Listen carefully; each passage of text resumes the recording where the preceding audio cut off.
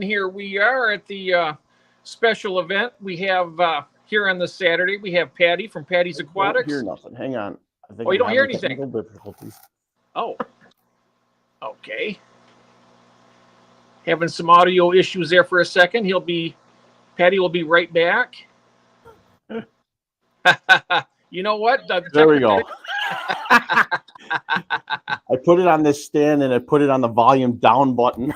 Oh, I'm like, I've done that. Heard you a second ago. Do you realize I've actually kicked myself out of my own stream and I couldn't get it back in? Nice. I've actually did that. That's pretty bad. So, nice. Well, I tell you what a pleasure it is to have you here, because I absolutely love your channel and your tanks that you keep. I mean, I'm so inspired by seeing your plants, all the lush plants, and it's just, it's music to my eyes and ears. Thank you very much. I appreciate that a lot. I know I love this hobby. I love so much about it, and to be able to put together these little ecosystems. I don't know. I find it so enthralling just to be able to just watch these things grow and to create them. Absolutely. That's what I love about it, the ecosystem side of it. I mean, it's just so, it's like an orchestra. Everything works together. Absolutely. Really wonderful. I am so pleased. So why don't we go ahead and take a minute to say hello to everybody in chat, and then we can start with some questions and stuff, if that's okay with you. However you want to do it, buddy. I'm fine with it. Okay, let's take a look here in the chat right now. I'm on actually two different devices because my phone screen is so small. It's really hard for me to see. I actually downloaded the StreamYard app for guests here, and I can see the chat really well here now compared to when I was on the actual web browser part of it earlier when we chatted. You've already went ahead of me. I don't have that. It's like, I think it's only for guests. I think it's on there just for guests on the StreamYard. Okay. That's probably the reason why when I'm a guest, I can never see the chat. So that's good to know. So next time I go on a stream, I'll be able to do that. We have JT Fish Keeping. He's the first one in. We have Passing Wind. Hello. We have Fish Hippie 39. Hello, Fish Hippie 39. Welcome. We have Coral Works. Hey, Coral. How you doing, my friend? So good to see you. We got a really good show ahead of us, guys, here. We have Stubbs Aquatics. Hello, Chris, my good friend. How are you doing? Mr. Stubbs. Yes, isn't that wonderful? It's so wonderful. He's such a good friend of mine, and we've had it's for another story, but I had a mishap last Wednesday. I was going to have him on the show, and apparently I had too many windows open, and I never seen him in the guest area, and it absolutely crushes me, and I am so very sorry about that, Chris. I want you to know it really affected me, and I'm very sorry about that. Coral Work says, so you're going to run a dirted tank then, Jeff? I am going to. And now, in being that we're talking about that, I wanted to ask you a question, Patty. Not today, of course, but perhaps on some other live stream. I was thinking of doing a dirted tank live from start to filling it up with water, and then maybe doing some plants in it on a live. And I was wondering if you'd like to be on the panel during that time. Absolutely. I think that would be great. I'd like to have you and Chris Stubbs, and if I could ever convince my friend Tara to come on. She's a bit camera shy and stuff, but she's a wonderful, Tara's tank. Sure, I watch Tara's videos. She is wonderful, and she's like a sister to me. She is my sister. Let's put it that way. Love to have her because she's my plant guru. She's the one I go to for plant advice, and when we go shopping for plants, she always points me in the right direction. So it's really, I'm really I love the plants. I'm really starting to get into them a bit. So I'd like to do that I think that'd be an interesting live stream. Yeah, I think that'd be fun. Be a lot of fun. So continuing down, we have Sketty Nona. Hello, Sarah. I'm sure you know a lot of these names already. Absolutely. I see a lot of people on chat when I come on live streams. Yes. MC Aquatics. Hello, Mike. Good to see you, my friend. And I think we are caught up with the chat, I do believe. Yep. And here we are. Okay, we are caught up with the chat. It's kind of rare when I get caught up with the chat. It's really nice having my other device here where I can actually see it. Nice. But so let's go ahead and take a quick peek here at the banners I have. I'm going to go ahead and put the topic up here. We were going to be talking about the dirted tanks and stuff. And I wanted to ask you, when did you first do your very first dirted tank? Honestly, it's only been about 3 years. I've been in the hobby. I started it when I was probably like 19 or 20. So it's been about 30 years. I had a gap or so in between there where I got out of the hobby for a little bit, but those first half of that time, I knew nothing. I'm sure there was internet at that time, maybe YouTube. I really don't know, but if there was, I knew nothing about it. So it was like pretty much running in blind. You get a tank and a kit, and you just put everything on there, and you just do what you think you're supposed to do. And you get out of the hobby. When I got back into it, that's when I discovered YouTube and like all the stuff that's out there, and learned so much, especially through like Aquarium Co-op is one that I learned a lot of the basics and like plant care, and really got me into wanting to keep live plants. So it was, like I said, about 3 years ago. That's when I came across LRB Aquatics, and he was doing, I don't know if he necessarily does dirty tanks, but he does all like natural substrates from basically his backyards, and he runs all his tanks without air or filters. And that really intrigued me. So I wanted to try a dirty tank, and that's when I was doing some YouTube searching, and I came across Father Fish and found his recipe for dirt and wrote down about every ingredient I could find, and went to my local Menards hardware store and got as much of it as I could and put it together, and that was before Father Fish blew up and everything too. So it was about 3 years ago was when I first started. I did it with one tank. I did it for about a week, or it was about a month, and I absolutely was in love with it already then. So then I turned over about 3 other tanks, and then shortly after that, it was like boom, boom, boom. They're all dirted down here in my fish room now. So yeah, about 3 years for sure was my first one though. Yeah, I remember that time when Father Fish when LRB actually, he's fairly new at having the all natural aquariums too, because I remember before on his channel, he had his old house that he lived at. He had a very elaborate water change system, and he had filtration and stuff like that, and those. But he went like from one extreme to the other, Exactly. and he loves that new way of doing it with the having all plants, having ecosystem tanks. Yep. I mean, you look at his tanks and how much that he breeds fish in that new fish room house that he has now. I think he just got a new water change system set up, but he really hasn't changed water in any of his tanks for well over a year and a half, maybe even 2 years. I don't know how long it's exactly been, but and his tanks are just thriving. And it's crazy to think that you can do all that. You don't need all these contraptions and devices to be able to run these tanks the way that they are. I can see that. I can see from my standpoint, as I haven't done that yet. I haven't broken through that barrier where you go from having a tank that have a filtration unit on it to a tank that's just basically run on an ecosystem. So what I'm thinking is what I'm going to just take like baby steps when I go to set this up. I might still have a small sponge filter in there just to make myself feel better. Sure. Just as like a protective net, so to speak. Yeah.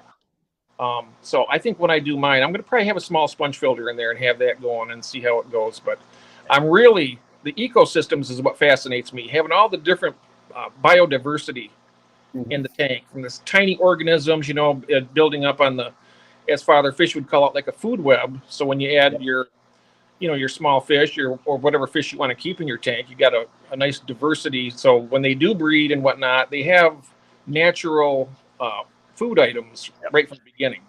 That's actually what I'm working on next. Hang on, I'll show you something. Sure. Tell you, this is so exciting. I love it. This is actually going to be one of my videos coming out soon. I put one out last year. This is a resurrection jar. Yeah, I remember that. I grabbed some more because I don't want to give too much away, but I have a video coming out in a few weeks about can you collect actual living organisms in a Father Fish resurrection jar in the dead of winter? I know you can, but it's an interesting idea. So I went and did it, and full of life within a half hour of grabbing them. And my point of it too is because I want to start that whole food web part of it within my tanks. So that's why I wanted to start collecting it to be able to use that for that as well. So yeah, I'm completely on board with that food web part of it, and I'm really interested in seeing that next part of it because I haven't really indulged into that very much. I collected the resurrection jars last summer, and I poured one into one of the tanks, but I never kept up with continuing to putting the leaves and mulm and stuff in that tank to continue to feed that. So I'm kind of interested to kind of do that with a few of the tanks and see where it goes. Yes. We have a question in the audience right now. I see here Coral Works. He's asking at Jeff Pelham's Aquatics, can you explain a dirted tank for viewers that maybe don't have the background? Well, I have very limited knowledge, but I'll tell you what I do know. I know that using like the organic potting soil or dirt, it's a dirted tank where you want to put a layer of maybe 1 inch of the dirt on the bottom and then cap it off with a sand or a sand and gravel mix cap. I think it's like 1 inch to 3 inches, or is it 1 inch to 2 inches? Yeah, typically what I hear is like 1 inch dirt to about at least 2 inches of your cap. You want at least 2 inches. Yeah. And the premise of that is that the nutrients of the dirt will substantially increase the growth of your plants, and also the other biodiversity in the tank. It should help that a lot as well, from what I understand. So I've never done one yet, but I'm really looking forward to doing that, Coral. So I don't know if that really helps clear things up for people who don't know what a dirted tank is. But also, you can also Google what's called the Wallstead method, which is very similar. I think it is pretty much. Yep. I mean, there's the Wallstead method. Then there's, Father Fish has what he calls the Father Fish tank. I think it's pretty much a moniker for everybody's own. When I do mine, I'm just going to call it a dirted tank because I haven't created. I mean, everybody has their own ideas for what to call it, I think. Yeah, I think there's like different variances to them all, but it's all pretty much just trying to find a slice of nature to be able to put into your aquarium that can create that ecosystem and have like that symbiotic relationship between everything within that tank to kind of turn over and care for itself for the most part, other than having no substrate or just gravel and no plants where you're having to constantly maintenance it. You're having all these organisms and the plants and the fish and everything works together to kind of keep the tank going, which is, I think, kind of cool. Yeah, it is very cool. One thing, when you're doing in the past, I've had some difficulties with some organisms in my tanks, scuds. And I've been having a real difficult time with them. I've got to be very careful when I do my dirted tank that I don't get any of those in it because they've been devouring my plants. And I put plenty of food in the tanks too to maybe kind of ease that up. But it seems like they go for the lush vegetation first. And I've been told by other people that scuds will only eat plants if they start to die or decay. But I have thriving plants that they like put a big mound of moss in the tank, and within a week or two, it's just like threads. It's just getting completely. They just nibble it down to the core right to the vine on it, and so I'm kind of being a little bit careful with that. But not to get off subject here about the dirted tanks, but I just wanted to say that I wasn't sure if scuds are indigenous to our area, like in the Great Lakes area. I'm not 100% sure. I'm not that familiar with them. I do know in some of the resurrection jars I've gotten forms of freshwater isopods, or I think it's called a sow bug. I found a lot of this information actually on Father Fish's Discord channel. If you go on there, there's like so many people that are doing all of this, and there's so many references and people that got pictures of all the different organisms that you can be finding in these jars and telling you what's good and what's bad, and there's chat, and I really like that Discord for information. It's very helpful. Yes, I know that the isopods are plant safe. It's the with the scuds there are called a gamma shrimp. Yeah. So, but I brought them into the house to feed for my dwarf cichlids and stuff, and they're a great food source. Don't get me wrong. It just when it comes to plants, they cause a little trouble. I mean, unless you have enough predatory fish in your tank, they can take over rather quickly. Yeah, I guess it would probably depend on the type of fish that you have in your aquarium, like you said. Yeah, I know with the cichlid tanks, like in the actual Episto tank, where I brought tons of scuds in there for them to eat. Now in there, the moss is really lush. I mean, because they actively hunt them down, and they are pretty ruthless when it comes to eating them. So, but I noticed in my other, like my endlers, are a little bit too small to eat them, and some that have maybe gotten in there by accident have multiplied, and so there lies the problem. So I may have to add some other type of predator into those tanks to help, trim down the numbers a little bit. Absolutely. But so now every one of your tanks now are dirted. Is that right? Every single one except for my goldfish pond here, my 100-gallon one. I've got thick gravel in there right now.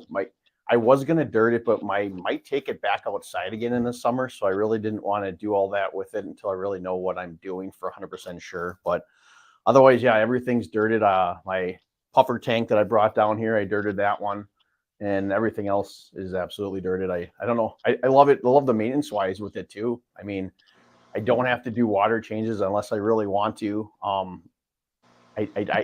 That's a big quandrum about people, if you do water changes or not with that too. I really think it's up to every individual hobbyist in their own things that are going on in their own tanks to make those decisions when it comes to these dirted tanks. I don't do them that often. I don't do them for nitrates or anything like that. Sometimes I feel like that's nice to have that exchange of the nutrients and stuff for the plants and everything, but it's not needed. No, it's not needed, but it is good to, I mean, from my standpoint, to remove some of the water. And of course, my tanks aren't dirted, so there lies the difference also. Yes. I do my water changes because it also takes out some of the hormones that will maybe prevent fish from breeding. It clears them out, bring the fresh water in. And also, from what I understand, if I'm not correct about this, somebody can let me know, but I know that plants will benefit with a water change because it brings new nutrients into the tank, I believe. Maybe Cora, I'm sure that Cora would know that answer. When you put fresh water into your tank, it brings in like different minerals and stuff like that may get depleted otherwise in a non-dirted tank. Now, in a dirted tank, I'm sure that they create their own minerals from the. I would assume so. I'm not an expert on any of this. I'll be the first to admit it.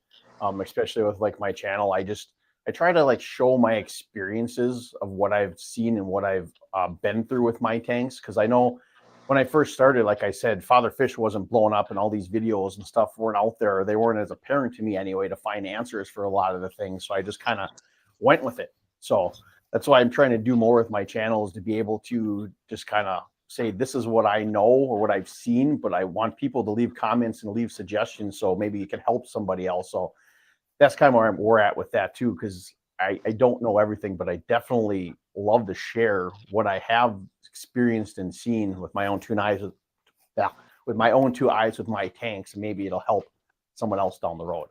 And that's exactly my same mindset too. I mean, I am not an expert, and I come right out. I mean, it's maybe apparent even that I'm not, but I always specify that the knowledge that I have, I like to share it. And like with you, I mean, you're a very humble person. I can tell that already, because I've seen your tanks and I've seen how you keep them, and they're fantastic. So I got a feeling, you're, like I say, you're a humble and very generous person. I can tell by the way you share your videos and the knowledge that you have. So thank you. Yeah, and I don't look. Getting subscribers and all that kind of stuff is cool. It's fun. I think it's interesting. But when it comes down to it, like I started this whole YouTube thing almost as a joke.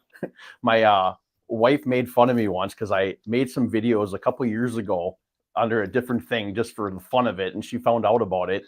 And then she told me, you should make one. So I jokingly made this channel, Patty's Aquatics. I made a video. And then it just all started from there. I tell you, it's a wonderful channel too. I tell you, it's something that you don't see a lot of.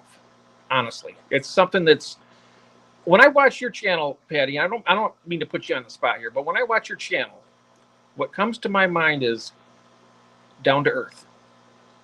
You're a down to earth person. You're real when you come across. I mean, I get nervous when I'm doing videos, and I'm nervous even when I do my live streams and stuff still. But when I watch you, I can tell that you're who you are, and you're right down to earth, and it's so comforting too. So I Thank didn't you. mean to, put you out there like that, but that's just the way I interpret when I watch your channel. Like I said, I enjoy everything about this hobby, and especially everything about this style of tank, but the hobby in general. And I just find it just so disheartening sometimes, especially if you go on like Facebooks or forums and people are bashing other people because they don't know what they're doing, and that type of stuff. It's just like I don't get that, and I don't like that. I'd rather like show somebody or help somebody if I can to be able to do something they don't know an answer to, rather than ridicule them because they don't know what they're doing. And I see too much of that sometimes, and it just ticks me off. That's why I like to make the videos I do. Like I said, I'm not an expert. I'll say it in almost all my videos. This is just what I know from what I've seen. And if it can help you, great. If not, maybe there's someone out there watching this video that knows the answer to it or knows better than I do that can chime in the comments that can maybe help you too. So I just want to create a forum basically for people to be able to help each other, maybe learn something. And I think this whole like dirted tank topic too, it's like there's a lot of negativity towards it sometimes from some people because they don't really understand it, in my opinion. It's like almost anything in life. When something is new, some people don't want to change and accept it. Where if you look at these dirty tanks, it's really not new. You're basically more taking a step back into nature than it is something new, but it's something different. And I just think there needs to be more understanding of it, because it really is a very good system to be able to run your tanks on and to thrive on and lower your maintenance. Now, it's not for everybody, and I completely and utterly get that. Like if you want to breed fish nonstop, it may not be that's good for you. I mean, I still think you can breed fish in dirty tanks, but if you have big cichlids that like to dig in the substrate nonstop, obviously it's not going to work. Like situations like that, it's not for everybody, but I definitely think it is a really cool way to keep fish. And I just think more people should try it, or at least be open to it. Absolutely, I couldn't agree more. As a cichlid keeper, I know for a fact that it would be a very big mess right away in some of my tanks. Now, in some of my tanks with my endlers and some smaller fish, even my mollies would be fine with it. I think the epistos would probably be fine. I mean, they dig a little bit in the Yeah. substrate, but I mean, if it's a deep enough cap, it probably would be all right. I've seen people with the pistols in dirty tanks before. I've even got my Fahaka puffer in one over here. I just made sure I put my cap deeper. Some Fahaka puffers will bury themselves completely in the sand. He never did. He was like halfway down. Excuse me. So I put, I think, about 4 inches or so of sand in there just to make sure there was a deep enough cap that he wouldn't breach that soil level. And he's been good so far. So it really depends on the temperament of the fish sometimes too. Even if you have like a cichlid that typically that species buries or digs holes, but if that one never does, you might be okay too. It really depends on multiple situations. Yeah, I mean, for different fish, you may want a deeper cap, or yeah, that makes perfect sense. And I want to thank our mods out here for dropping these links. Thank you, Sam, very much for that. Um, yeah, so my question now, in your dirty tanks, is that dirt that you have gotten from your yard, or is that a topsoil that you bought, or a organic potting soil mix? I know I purchased a bag of organic potting soil. It's sitting over here, and I'll probably use that for when I do the live stream of the Yeah, tank. it's organic potting soil that I got from Menards and an organic compost. I mix them. I think it's 2 parts. What did I do? 2 parts potting soil to 1 part compost, and I just mix that up and make sure I got about a 1-inch layer at the bottom. And then I take Osmocote. It's basically like a fertilizer, as far as I'm aware, and I just Yeah, pour it in there and I mix it up, and then that's all I do. I don't do everything like Father Fish does with his additives. I did more in my first tank when I bought a lot of them. It'd be quite expensive to buy everything in bulk like that to be able to do it. I know you can buy like the additives off of Father Fish websites. I've been tempted to do that, but I don't have another tank to set up right now. But the way I've been doing it has been successful so far. But I know the way he has it calculated with all those other additives in it is supposed to hopefully help your tank last like forever. And I'm hoping these will. Like I said, the longest one has been 3 years now, and it's still going strong. But the whole idea of it, obviously, is you want all that waste and organic matter to be able to start to decompose and work its way down through the cap and start feeding that soil. So it does keep going. So time will tell. So what I'm understanding is that you start out and you got your nutrients in the soil, and that will last for a finite amount of time. And then by that time, with your fish and other inhabitants, will be refilling it, putting the nutrients back down through the sand cap back down into the dirt to help nourish everything, I believe. That's my understanding of it. Oh, okay. That's what I was thinking too. Because I know that I was watching Father Fish and they were talking about having his tank forever. He said he had one going for, I think, 20 years. Mm-hmm. Something like that. That's impressive to me. Mm-hmm. Really. So I think when I do mine, I know that from what I've read and whatnot with the dirted tanks and everything, that at some point it can lower your pH a bit depending on what you have in your tank. I mean, my KH in my water here is almost non-existent. It comes out really hard out of the tap, but you give it a few days and it'll drop maybe one full point, which is a lot, in a couple days probably. So I haven't tested my pH and I don't know how long. I don't really even test my water anymore, to be honest with you, unless I see something. But that would make sense with pH dropping. I'd be kind of interested to see what they all are in my tanks now with some of these. I usually have higher pH in my tap water that comes here. Yep, that's the same here. My tap water is really hard, but there's no KH in it. And I like I say, in a lot of my tanks that I'll add a little bit of crushed coral to it. It seems to keep things in balance a little bit better. So I think when I do my dirty tank, I'll probably want to sprinkle some of that down and then cap it off with the sand and see how that does. I think I've actually read that somewhere where you can put that in there with the cap. Yeah, I think I'm going to try that and see how it goes. But I think it's just fascinating, though, when I see in the tanks and how they filter themselves and the fish. It's just like the fish feed the plants feed the water column. Yep, it's a never-ending cycle. It just keeps going. Definitely. That is just wonderful. Now, another question that I have for you is, how long have you been in the hobby? Like I said, I was about 95 or 96. I was like 19 or 20. I believe that's when I got my first tank. I think it was at a Walmart. I happened to walk by and I saw a 29-gallon stand and kit with the aquarium, and I'm like, ooh, I always wanted a fish tank. I've always been enthralled with like the water and fish. Like even as a kid, just we used to have property in northern Wisconsin, just looking at the lakes and the fish and everything and the inhabitants. I always thought it was cool and wanted one. So I grabbed it. And then at that time, people probably don't know, but I'm got like a thing for monster fish. I would love to have monster fish and predatory fish. I mean, he sort of is, but so my first fish I ever got was a red belly piranha, and put that in my 29-gallon tank. And I never fed it like goldfish or anything like that. I just would feed it like freeze-dried shrimp. And I'm just like, well, this is weird. So I threw a goldfish in there and he wouldn't eat it. So I was like, this ain't fun. Yeah. So then the multiple tank syndrome started. And then I got a 55-gallon tank and I bought 3 more piranhas. Had them in there, and then got another 55-gallon tank, and that one switched around a little bit. I had these little gars. I don't even know what kind they were, to be honest with you. They were at a local fish store that we had, and it would only eat guppies or ghost shrimp. Then I had fire eels with that. I had those for a while. Then I got rid of those, and then my brother got a fish tank, and he bought this fish. They told him at this fish store that it was a community fish that would get along with all his community fish. So he brings it home and he goes to me, this thing is eating everything in my tank. He's like, I know that you like bigger fish like that. Do you want it? I'm like, sure. I grabbed it and did some investigation. It was a snakehead. Oh, wow.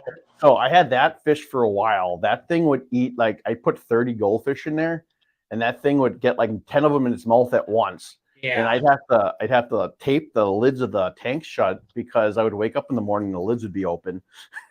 So I kept him for a while. Then I kind of moved on from there. Then I got into cichlids, and then we got into the community fish for a little while. But again, like I said, I really had no idea what I was doing at that time. I had community fish dying left and right. I didn't know anything about anything.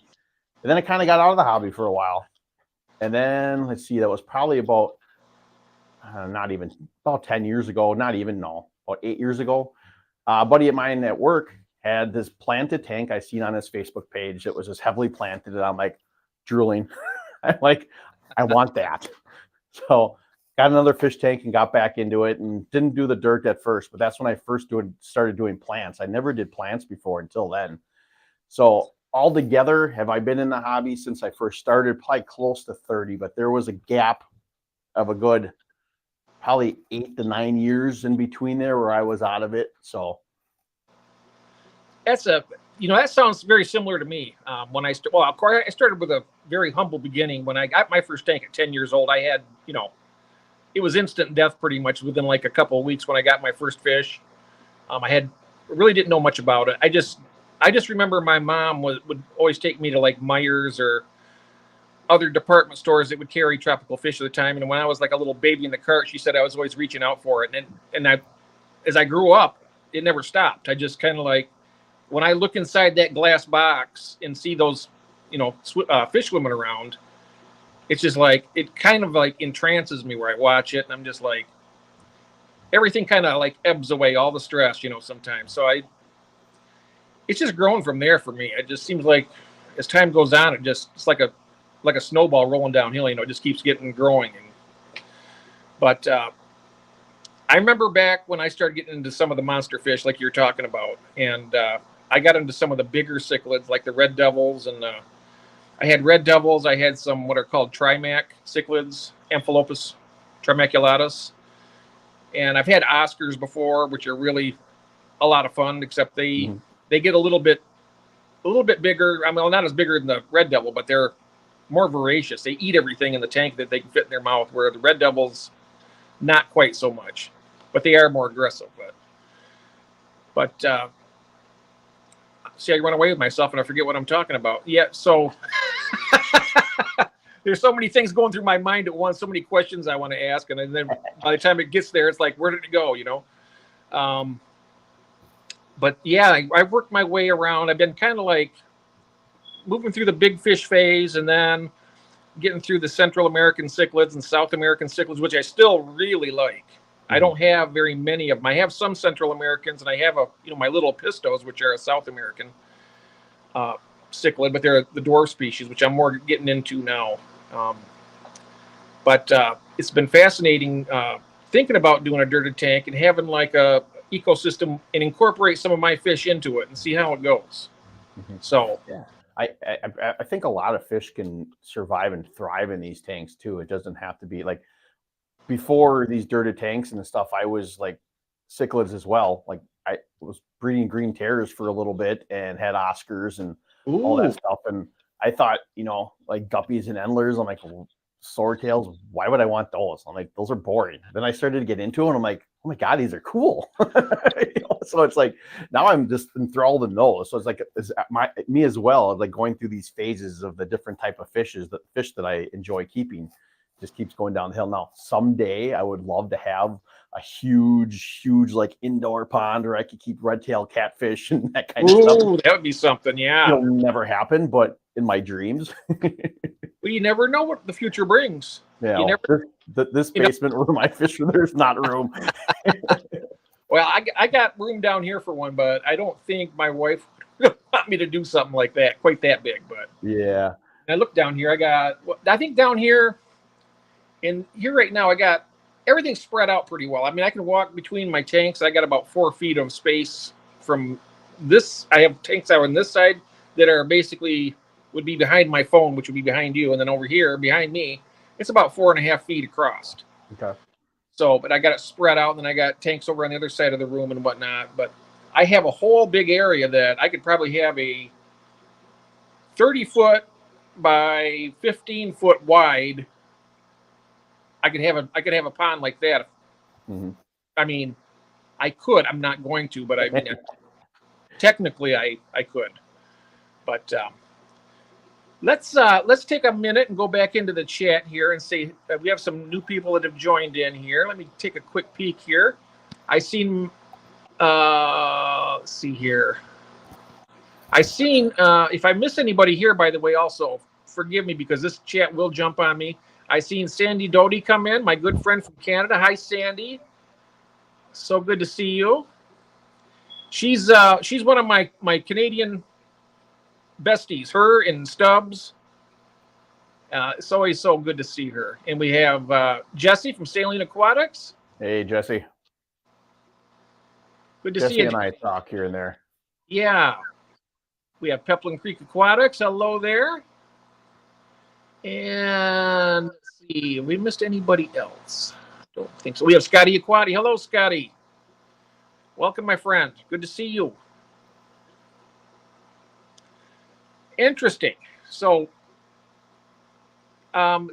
moving on with that, I went from the Central American and South American, and then I got into the African cichlids. And that's where I'm pretty much at right now. I got a lot of African cichlids that I've bred.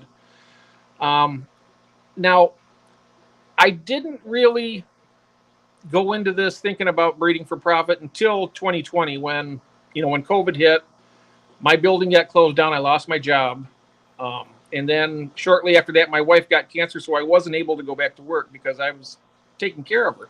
Mm-hmm. And that's not and that's, of course, I'm going to do that. So I pretty much, at that point in time, my expansion began down here, went into like full cycle, and I went from like 3 tanks up to like 30 tanks now. And so I was starting to breed for profit a little bit, and I was breeding some fish. And then I thought, I had it in my mind, well, I do African cichlids because they're so, colorful and beautiful and everything. But mm-hmm. For me in Michigan here, I mean, I guess they're not very popular because I haven't sold many of them. So, but I don't do it. The hobby isn't for profit for me. I just kind of tried to incorporate a little bit into it. Yeah, it's like the same with me. I got into it when I started to expand down here in my basement with these the fish tanks. I thought, well, if I could breed fish, I could make a few bucks here and there. I started selling some online through Facebook, or just kind of meet people that were local. And then there's local swap meets we have around the area here too once in a while. There's one in February, actually, the 24th. I have a table at where I'll sell some of my stuff. It's going to be mostly plants, but it's a good way just to get out. And what I love about it too is just be able to talk to people. There's so many people like you or me that you just sit there and talk to for hours. And plus you get to make a few bucks on top of it, and you get to go waste those few bucks you just spent by buying more stuff from other people. That's right. That's always fun. Oh yeah. I love going to the swaps. I mean, that's where I got a lot of my fish was at swaps. I don't buy many fish locally around here because basically it's just the PetSmart and Petco that we have. I get a couple things from there, but I get a lot of my stuff like, as you recall, I like trade with people on YouTube. If I know somebody has something that I want, and if I have something they want, we'll just ship back and forth to each other, which is kind of cool. And but you're in Wisconsin, right? Yep, I'm in Sheboygan, Wisconsin. Sheboygan, Wisconsin. Okay. Right on Lake Michigan, between Milwaukee and Green Bay, pretty much right in the middle. Do you know Jeff Kane? Because he lives in Wisconsin as well. I've talked to him before. I don't know him personally, but I've talked to him on the chats before. I know he's up in northern Wisconsin somewhere. Oh, okay. Yeah, because I know that he goes to some of those swaps and stuff too, so I wasn't sure if you might have known him from there or not. Nope, have not. If there is anyone from Wisconsin watching this, though, like I said, February 24th in Neenah, there's Fox Valley Fish Fair. I have a table there, and there's a lot of cool vendors that'll be there. And the organization that is hosting that, and they run it every year, is the JNR Aquatic Animal Rescue. So they're really cool because what they get the profits from this to help them. They take in fish and exotic animals that people can no longer care for, and then they try to rehome them and adopt them to other people. So I love this fish show mostly because it helps benefit them. So I just wanted to throw that little plug out there. It looks like Stubbs has a question for you, Patty. He says, Patty, great best 5 aquarium plants video. It's not a question. He's just telling you any plant you had a problem growing. He's asking if you had any problem with any of the plants that you were growing.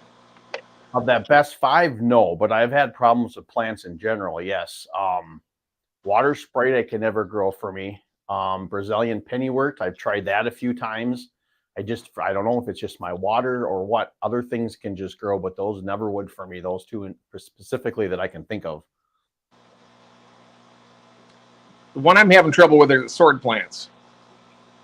I cannot keep a sword plant, and also I'm having some trouble with Java fern too, for some reason. I know Java fern for me grows really, really slow. I had bought, if you believe this, some of the first plants I bought were Dwarf Sagittaria, the Pogostem encellatus octopus, and some Java fern and Anibius.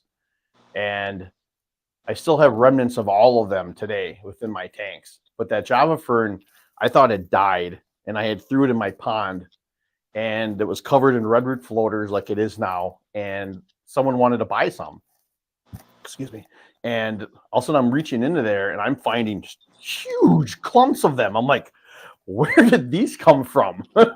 So they've grown. So I sold most of it off, but I still got 2 little pieces I've got in one of my angelfish tanks. So my hope is that I'm going to let that for a few more years. It's going to be monstrous again. Yes. Now I've never had much the red root floaters. I've been trying to get Jeff, as I mentioned before, Jeff Kane had sent me some red root floaters and some frog bit, and I think he's some Sylvinia also. Yep, but I cannot keep that for some reason or other. I'm not sure if I just don't have enough nutrients in my water. But of course the duckweed thrives. Yeah, that came in. I mean, duckweed came in, and I've had that. I don't have it in every tank, but I have it in probably 4 or 5 tanks now. And I've been trying found redroot floaters especially can be a little touchy. Some tanks, it can just go nuts. Like here, I don't know if I can move the camera and show you. That's my pond right now with redroot floaters. Oh, wow. I'm growing those out just for selling at that swap meet. But I have other tanks with them in here. But I found very low water agitation on the top of the water is like key. They don't want to be moved around a lot. And then a good light on them. And they grow like nuts. Like there's some tanks, if I put them in here with the puffer, I'll maybe get like a little bunch that'll grow here and there, but they won't grow because I got more flow from that air stone that flows in the back. Or other tanks where I don't have much flow in it from the air stones, it just seems to go off a lot better. So I found that to be a big thing, is that water agitation at the top of the surface can be a key on helping them grow better. Yeah. I know my 55, I got very little water flow. I just have a sponge filter. I do have a hang on back, but it's a small one, but it's at one end of the tank. Mm-hmm. And the duckweed in there, along with the hornwort, is just covering almost the entire top of the aquarium, which is fine for me because my tiger limias and stuff, my other fish in there breed, and the fry will survive a lot better. But gotcha. The red root floaters are just beautiful. I've seen some of them have their roots go down quite a ways from the top of the water. I had actually a clump last year in one of my 10-gallon that grew. It was so thick. It was one big, I would say it was almost the whole length of that 10-gallon. And it was starting to grow immersed out of the water. It was actually, the plant was, because it was like one big island. It was actually very crazy. The only downfall of these plants like that when they grow so thick is they cut out so much of that light and choke out the light for the plants on the bottom.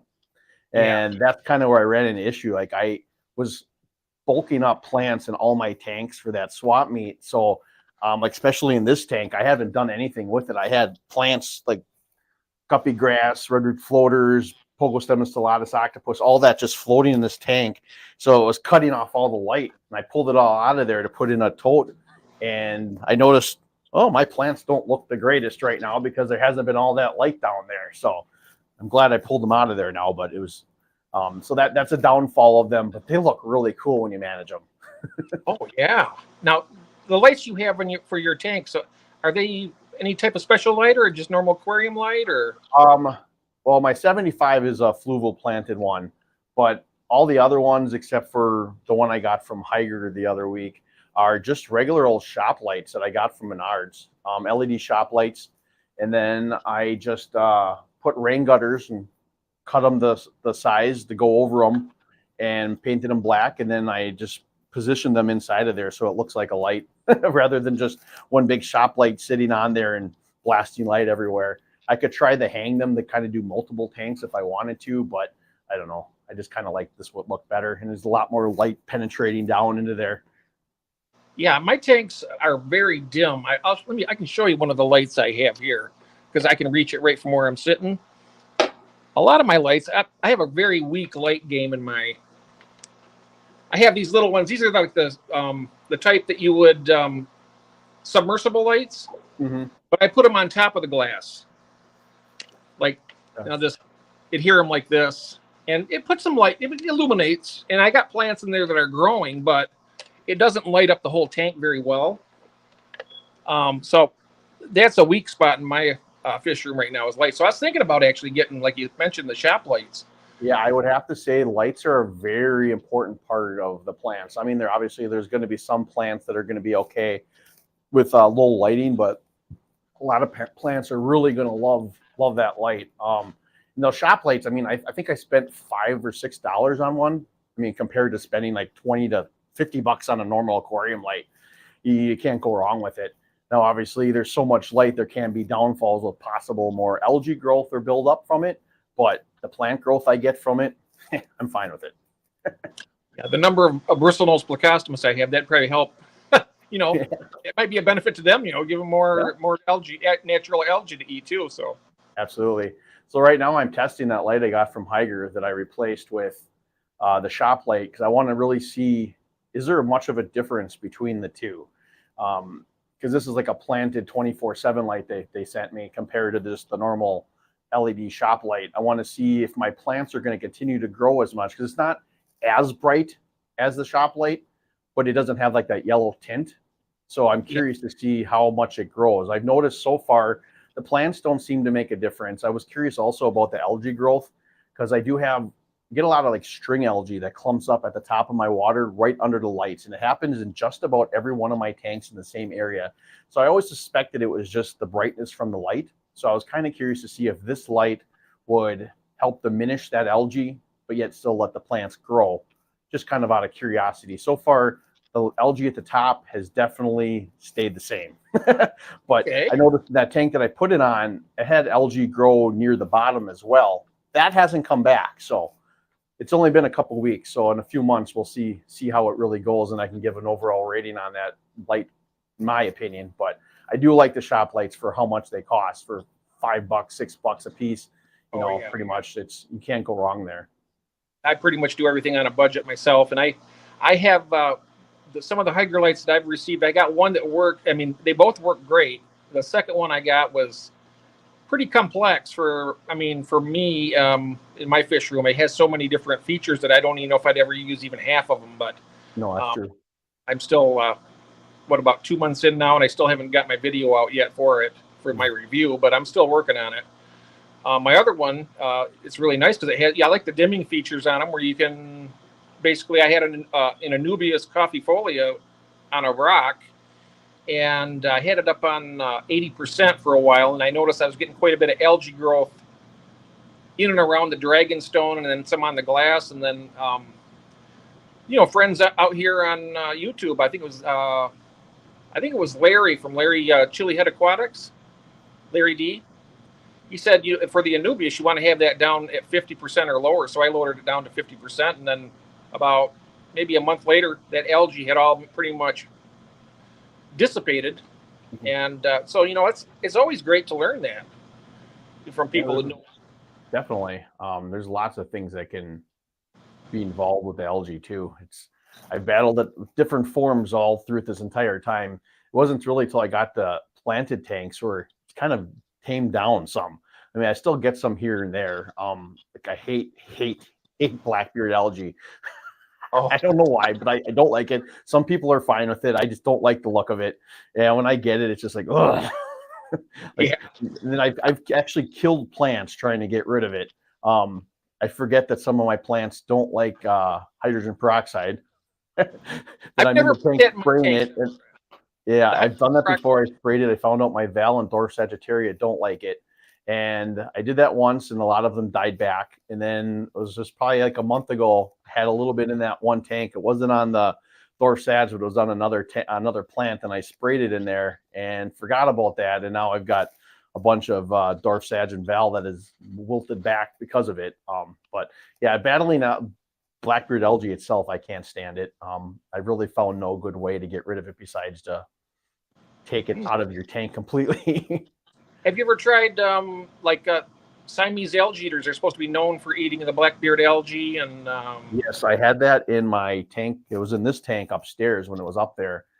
I had it in there before I got the puffer, actually. I had two of them, and then I got the puffer, and they were fine. They're eating the algae, and then I don't know, one morning I woke up and there was no more Siamese algae eater. So okay. the puppy didn't like the algae eater. So this is my domain. I don't want you in here with me, so you're going to make a nice tasty snack. Yeah, he's in there by himself now. I used to keep swordtails and like not goldfish, guppies and endler mixes up there with him, just so I have other things in the tank and they could kind of eat on some of his mess on the bottom of the tank and stuff like that. And yeah, but he would pick them off once in a while. I didn't notice it at first till he got a little bigger. I don't think he cared too much, but just sometimes he was like, eh. I was feeding him actually brine shrimp one day. It was like one of those little pipette feeders. I would actually feed it to him like that, and he'd take it like a bottle. He like sucks it out of there. And a guppy happened to come by his face at that time, and he must not liked it. Boom, grabbed it, ate it. I'm like, really? Like, she was pregnant. That was going to give me more babies. Oh yeah. You know, one fish I could suggest to you though with your Fahaka puffer are zebra danios, because they are like lightning. They are really fast. Yep. They're extremely fast. They might be able to make it in there with him. Yep. I mean, if you ever wanted to try another fish, just give it a little, because they're good at picking up the little scraps and stuff too. But they're like, as far as the speed of swimming, they're like twice as fast as what a guppy is. Absolutely, they zip around, and I think that might be something that, you know, when that's where my strong suit is when it comes to the fish and what can pretty much go with another type of fish. That's one of my strong suits. I'm not a professional either, but with keeping a fish like that, you know, the little speedy little denizens in there swimming around so quick, I'd be comfortable putting them in with it myself. Yeah, my problem is I tell myself the fish I actually want to put in there with them that I know I shouldn't. I try to convince myself. Like I used to have ornate bichers, and I would love to have one again, but I'm like, you know, if you put one in there, it's just going to be a spaghetti noodle to them. Yeah. It's like, no, don't. And generally speaking, you know, the bichers are a predator, and I always thought about getting one of those, but then they'd predate on the fish that I Yep. You know. Yep. But maybe in a species-only tank, it'll be kind of, or maybe like you say, a predator tank where you got some pretty evenly matched fish where they're not gonna, you know, they might have a dispute once in a while, but yeah, I had two ornates that were probably good 10 inches long and a male green terror in this tank when it was upstairs a long time ago, and I had it all planted. It was really cool, but then I had the bright idea to do Oscars, and my plants, they were okay, but they tore a lot of them out of the substrate, and yeah, it didn't really work out much after that. Yep, I always thought it was a good idea to put, well, they get along fairly decent. My very first fish that I ever bred was convict cichlid. Really easy to breed. Yep. And then I started getting into some other of the medium-sized Central Americans, and I can still keep convicts and firemouths in the same tank. They do have like little territory battles back and forth. It's like they'll work out their territories. It's kind of fun to watch. I mean, they don't really come into contact with each other. They just basically flare at each other, you know, doing the seesaw back and forth every now and then. You get them to breed together? No, I haven't tried to breed them together. I mean, as long as there's a female convict, the convict will take the female convict over the firemouth. But I know they will interbreed. Yeah, the reason I ask is that it happened to me on accident once. When I had cichlids like that, I used to keep a bunch of them in this tank, but then they kept like breeding, and I had Salvini, or I can't remember what they're called. Yeah, Salvini, yeah. Very aggressive. I had convicts, I had the firemouth, I had the Jack Dempsey and pike cichlid. I had all of them in there, but then the Salvini would start breeding with the convict or the firemouth, and I'm like, oh my gosh, this is too much. So what did I put it? So I took them all out of there, and I put I thought it was an all female, I think it was, but it turned out that one of the firemouths was a male, I believe, and wound up getting two of the female convicts pregnant. And they actually was weird because they both had clutches in the same spot. And I was like, why are they chasing people around? Like, they're all supposed to be females. I couldn't tell with the firemouth at that time if it was a guy or boy or girl. And also, nope, there's tons of little babies in there. I'm like, oh, interesting. It is. I love seeing when you see a little cloud of right down there, and they're protecting their offspring. You know, that's cool. I had a Salvini. When you mentioned the Salvini, I had a female, beautiful Salvini female. They're the more colorful of the two. Yeah. And I had a Jack Dempsey in the tank, and it was a male.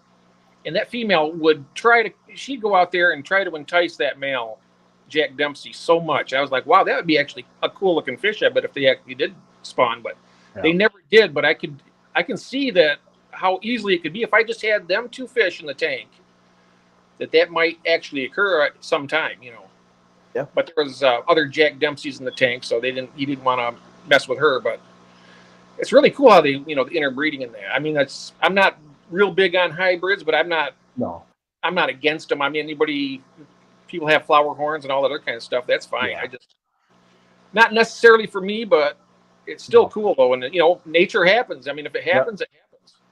I mean, look at any of the live bearers too, guppies and endlers and all that breeding together, and you create these cool looking fish. So, I think that's what kind of drew it to me too, because I loved the breeding of the fish. I always like to try to breed something new. Like I said, I did convicts. That was the first one I did. That was completely by accident because I had bought 2 Oscars and one was beating up the other. So I returned it and I had no idea what I was doing. I'm like, convicts. All right, cool. I'll grab those 2. Guy and a girl, they wound up having babies and beating the crap out of the Oscar. So I got the convicts out of there. And then I think I moved on. Well, I did did a convict and a blood parrot. I got them to breed. And then what else did I do? All the ones I wasn't trying to do. And then the green terrors, well, the gold Psalms, it was like a false green terror. It wasn't a true green terror, but I love the gold Psalms. They're beautiful. Yeah, I was trying to breed them. I didn't know what I was getting when I would grab them, and wound up had a nice male. I'm like, okay, well, I had these 2 other fish that I wasn't sure if it was a female. I threw them in the tank, and within like 2 days, all of a sudden there was a clutch of eggs on a slate of rock at the bottom. I'm like, sweet. So I started breeding them for a little while, and then I just kind of moved on from there. But that's when I got into all the live bearers, and that's where I was like, oh, I love this. It's a lot easier. You don't have to worry about eggs or anything like that. Guppies and endlers and swordtails, they're just going to have their babies and drop them. You just need to make sure you got plenty of plants and cover for them, and you're good. Yes. That's how with my black mollies, I don't know. I think you've seen some of my black mollies that I've bred before. That's one of my favorites. But I got my very first guppy species. It hasn't even been a year yet. I got they're blue star endlers, the little teeny ones, just beautiful. And then that's kind of gotten me into the live bears a little bit between those two. So I'm thinking, and then as I mentioned earlier with Skull, I got those tiger limias, which are a live bearer. And then I also got some Godiads. They're called Xenotoca dodroi. They're Mexican fish. I think I don't know if it's South Mexico. I'm not really sure, but they're beautiful. Oh, no, the tiger limias are from Haiti, but the Godiads are from Mexico. Okay. I got to get it straight there. I mean, fish come from all over the world here. But they have umbilical cords, I found out. They don't breed the same as like a guppy would or a molly. Their gestation period is a little bit longer, but they actually have an umbilical cord. So the more you feed the females, you'll have a lot bigger fry when they come out. That's interesting. Really interesting fish. I mean, I don't know if you ever had them, but you know what? When I get some, I can always send you some. Yeah. I've actually been looking into doing something different. I'm kind of over the angelfish. I kind of got into them for a little bit, but I'm getting frustrated with trying to breed them. And I kind of want more live bearers again. So I'm contemplating looking for something different in those tanks that I have those angelfish in. And there's one fish that I almost got years ago, which kind of interested me. And I was thinking about it again. It's a wrestling half beak, I believe it's called. It almost looks like a tiny little gar. Yeah. And they're live bearers. So I find like that's cool. Yeah. So I'm looking into those a little bit. I'm thinking about that possibly, but I'm not 100% sure. I want to do some research. I just don't want to grab anything and just put it in the tank and say, this is what I'm going to do. I want to commit to it. So, but I've always had a fascination with those. They were at a local fish store up in Green Bay when I was at, I don't know, that was some years ago. And I almost bought them, but then I decided not to. I kind of wish I would have. And then peacock gudgeons as well. I love those. I used to breed them as well. I might want to go back to them. I'm not 100% sure. They're gorgeous. Oh, I love them. I got them to breed. I thought it was so cool. I bought like 6 of them, and then they were actually in my first dirted tank. Was a pair of them, a male and a female, and they kept breeding all over my mapani wood. Except that was so hard because I'd watch a lot of videos and they would say to put like 1 or 2 inch little pieces of PVC at the bottom, and they typically would go in there. Well, mine wouldn't. There was like a little divot on my big piece of mapani wood, and the male would go in there and entice the female in, and they'd lay their eggs. It was like spider webby with all the eggs on it. They lay it in there. I'm like, how do I get the eggs out of here? So what I wound up doing was taking that little piece of PVC tubing, and I wound up jamming it in that little hole so it's stuck on there. And sure enough, they went back in there to breed again. So when they were done, I could pull it out. And then I put it in my little 2.5 gallon tank with a piece of air hose. I like tied around it so that the air hoses at the bottom, with just a drip of water, would keep going up to keep circulating the eggs. And I wound up getting like over 50 babies out of it. And then, yeah. And the weird thing is those males take so much care of those babies and about the eggs that you would never see him if he wouldn't lay the eggs on that one spot. You could barely ever get him to feed. So I'd always have to drop food like right above him and target feed him just so he'd eat. But I could never get them not to breed, not to have babies without me pulling them out. He'd eat the eggs after like so many days. But then all of a sudden I was in there one day and all of a sudden there's babies swimming everywhere. I'm like, oh my gosh, you want to be parents now? That's what I was going to mention about your angelfish, because normally, from what I hear from a lot of people, is once they start breeding, they'll breed hundreds and thousands for you. I mean, yeah, I wish I could say that about mine so far. They breed on the exact same spot, a piece of branch. I can get them to breed on a little coaster and take them out, but to have them do it naturally, they eat it consistently every single time at about 2 days after the eggs have been laid. And they lay eggs every week on the dot. Every single week they lay eggs. But yeah, they don't want to keep them. And then I pulled them out. I took more time into it. I'm sure I could figure it out and do it.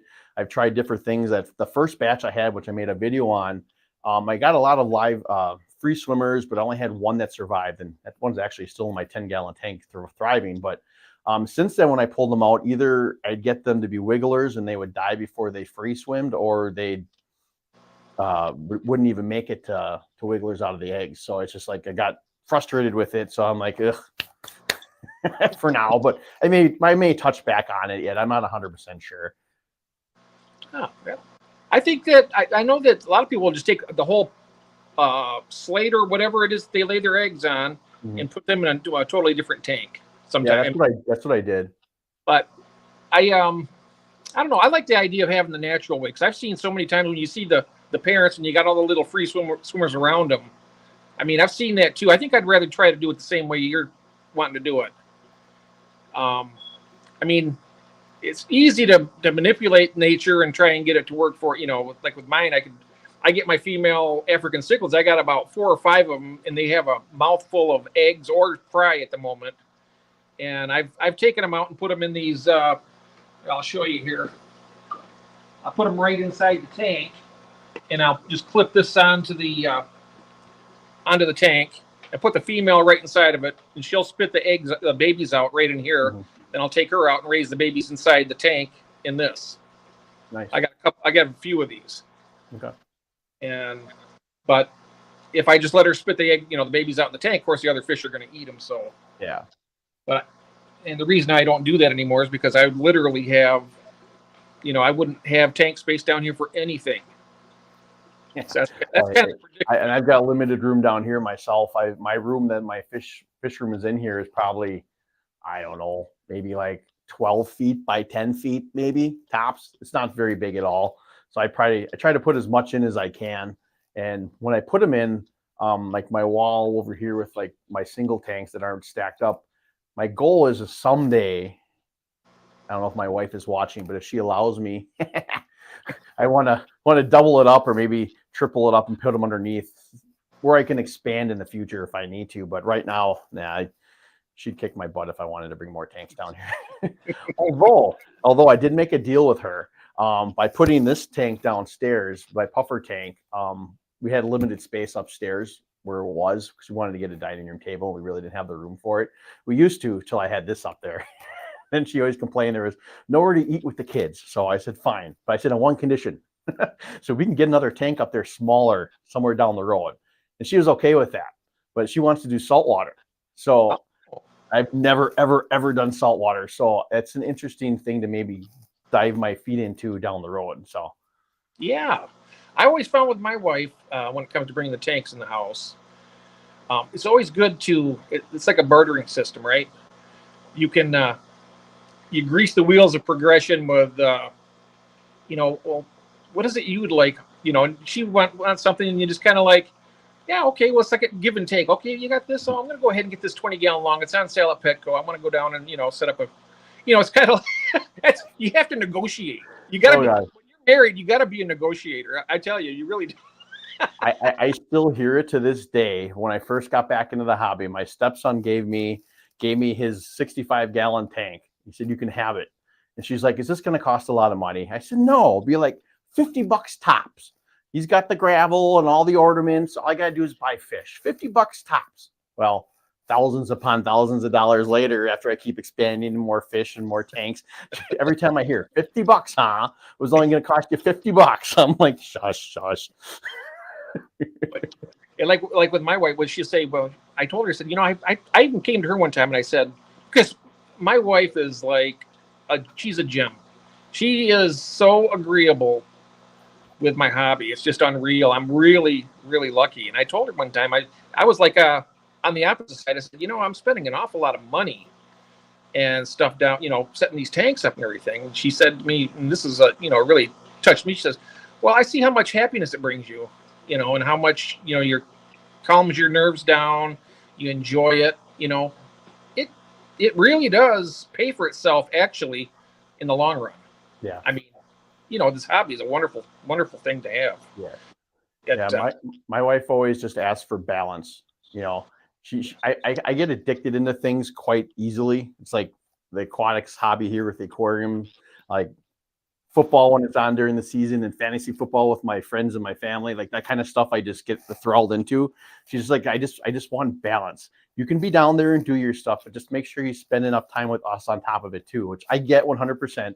I get it. It's just sometimes like I get one-track minds. If I'm thinking about something, especially with something within I want to do down here, I'll be constantly on my phone looking things up or doing things and researching. It's like, what are you doing? I'm like, never mind. It's like, sorry. Yep.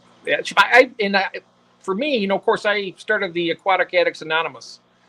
I'm keeping myself in check, and I'm really proud of that. I mean, I'm keeping a lid on it, so to speak. It's not like I have a problem with this hobby, but I just don't want it to become one.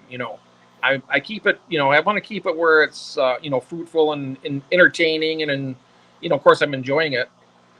But I want to. I mean, I could really get, if I went off the deep end, I could actually become a real junkie with these. In honesty, anybody in this hobby, once you really get into it, anyone could really go down that road if they have the means and funds and want to actually do it. And I have to say that your live streaming that topic is probably one of the best ones out there. Like that is a true thing to be able to come on and talk about, is because if you're into this hobby, and most of us are on YouTube watching this or watching videos nonstop, could probably get out of hand if you're not already out of hand as it is with the topic. So I mean, I love that topic for your live stream, because I just think it's very, it's what's going on.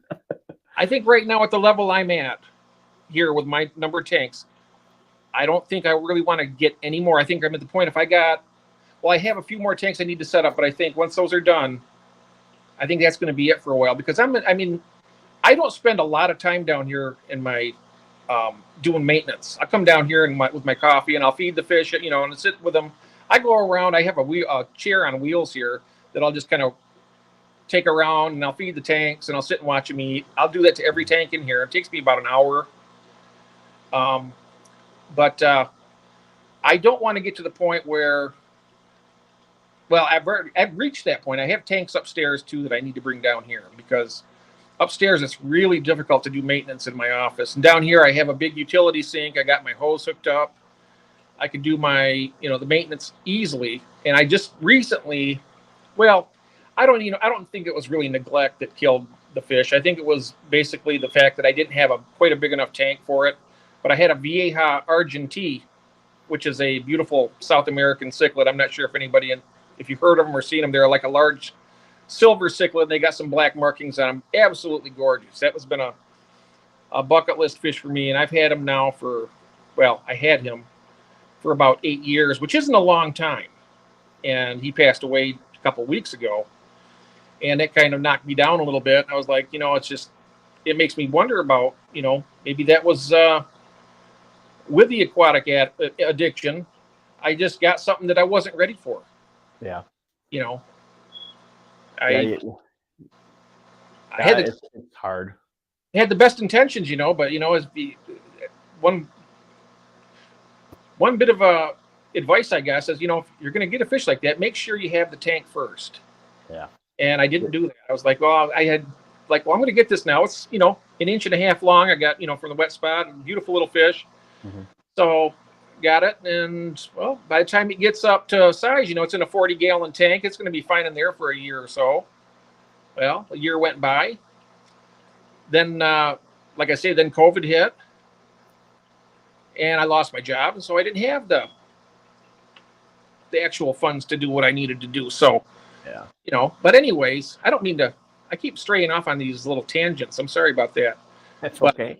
But he, he passed away, and he was a good sized fish. He's probably a good 8-inch fish. That's large for a 40-gallon breeder tank.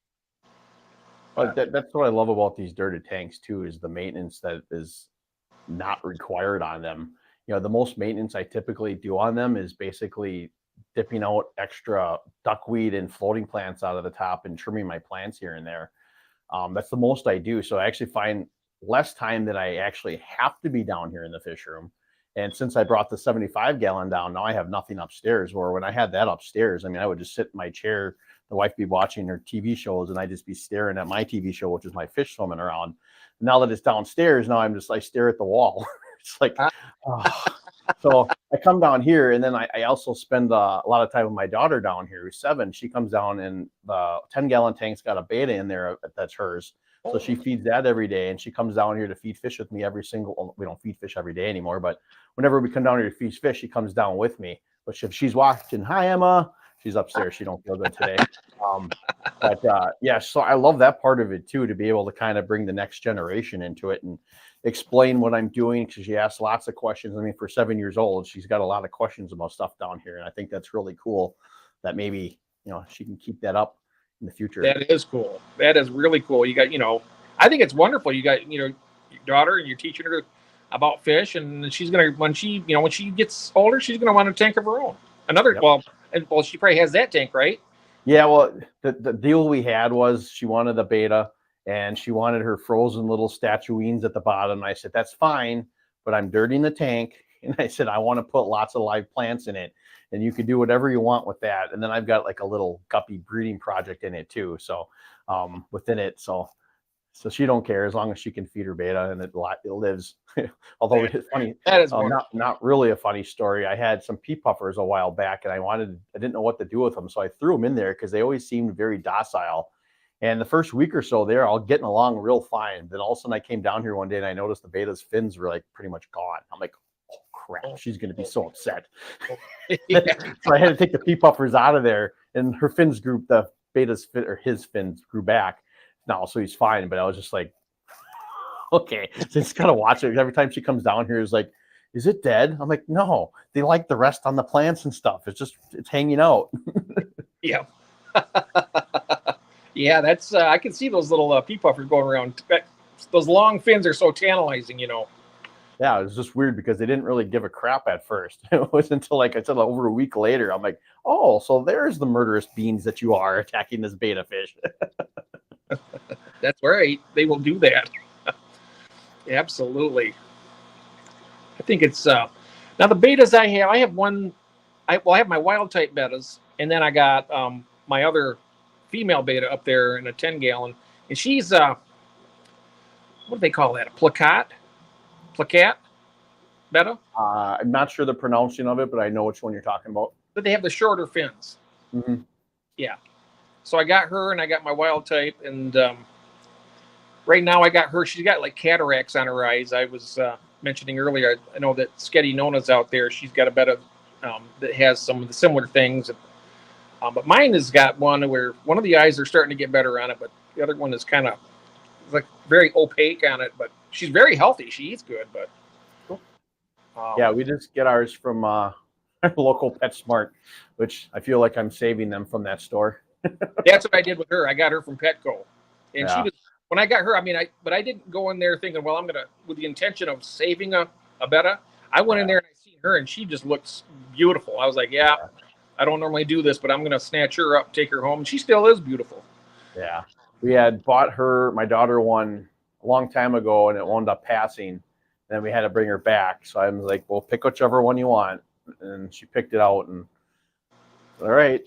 We don't like, I think probably like you, we don't have any local fish stores in my town here in Sheboygan. There's a PetSmart and a Meijer that has fish, and that's it. I go up to Green Bay or Milwaukee. That's the only places that I'm aware of that has actual local fish stores that has decent fish. So don't typically try to buy around here, but I do know that when I first started, I looked at fish there because then too, I really didn't know what I was doing. Didn't really know.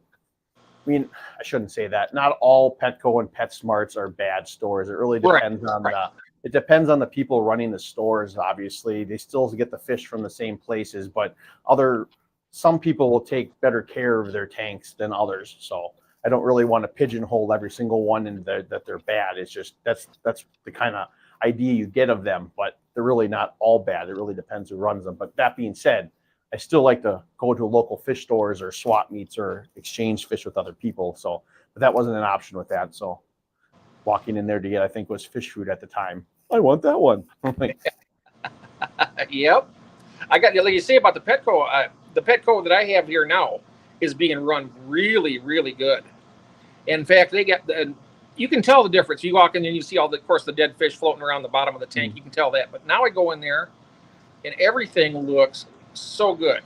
And another thing you can tell as a person who runs the department is getting some really interesting fish in there. I mean, I went in there the other day here in Michigan, Lansing, Michigan, and they had hillstream loaches, reticulated hillstream loach, nice. And they were selling them for like $9.99. I didn't get any. I mean, I was really tempted to, but they're cool. The lady that was running, I said, I noticed this. I said, you're taking really good care of this back here. I complimented her. I said, I've been coming to the store for over 20 years, and it's never looked this nice. And she says, well, thank you. She says, when I came in here, it was a mess. And I said, well, I'm glad you're here now so I can go in there now. And I bought a paradise fish, and it's doing really great. But yeah, I love the way that when you go into a store like that, if it's taken care of, they can do a really good job. It just depends on who's running it. Yep, exactly. Yep. So let's see here. Let's take a look at the chat here. I've been kind of talking a little bit here. We got Debs is in here. Hello, Debs. If anybody in the chat I missed you, I seen Jeff Kane. There's Jeff Kane right there. He's also in your state. Let's see here. Peplin Creek Aquatics. We have Magnus Aquarium Systems. Sorry, you mentioned Advanced Aquarium Systems. That's actually one of my go-to fish stores up in Green Bay. He brings in a lot of very cool fish that you would never see in this hobby. So yeah, if you're in the Green Bay area, definitely check him out. He's got a lot of cool fish. That's where he got my Fahaka puffer for me and some other fish that I've had. How big was your Fahaka puffer when you got him? He was a baby. He was like maybe an inch long, not even an inch long, probably half an inch. He was tiny. He ordered him in for me. Asked him the owner of that store asked him if he had any, and he said no, but he can order some. And next time they come in, he'll let me know. And when he got him, he says, well, just so you know, he's tiny and skinnier than skinny. He's probably full of worms. He said, I'm going to deworm him for you, and I'll hang on to him for 2 weeks and get him back to health. And then if he's still good, I'll sell him to you. So I was like, cool.